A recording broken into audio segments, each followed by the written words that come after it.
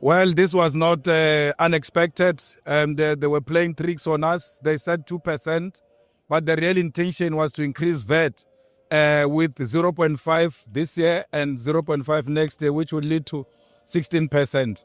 They ran out of ideas on how to generate revenue for the state. This is not an instruction to Parliament. In terms of Public Management Finance Act, he's allowed to come and make a proposal according to Section 27 of that Act. And then we must then be allowed through committees to engage on this matter and come back and debate it here and adopt it here. We will not support any form of increase on VAT. We agree that we need to protect SRD. We agree that we need to invest in infrastructure, but let's test the rich. Let the corporate tax be increased. Let there be tax on the wealthy people of South Africa who buy buffaloes for 22 million. Those people should be made to pay and finance the social responsibilities of the state. Well, we agree that we need to make sure that the budget is balanced. We must ensure that revenue is made and that the debt is reasonable also in terms of interest cost. But we will not agree that all of those burdens of infrastructure that we agree with should actually be put on the shoulders of the poor, of the poorest. We want the rich to pay. Let the corporate tax be increased. Let the wealthy be taxed because they've got too much money to a point where they don't even know how to spend on it. That's why they could afford to bid for buffaloes of 22 million and buy them, because they have money, they don't know with it to do what to do with it. Let's give that money into the budget and leave the poor alone.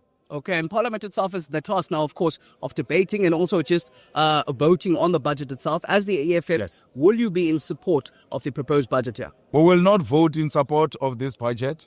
That's why we're saying there's going to be trade-offs. We'll participate in the Committee of Finance, where our proposals will be made. We'll lobby other political parties. There is no one here with outright majority.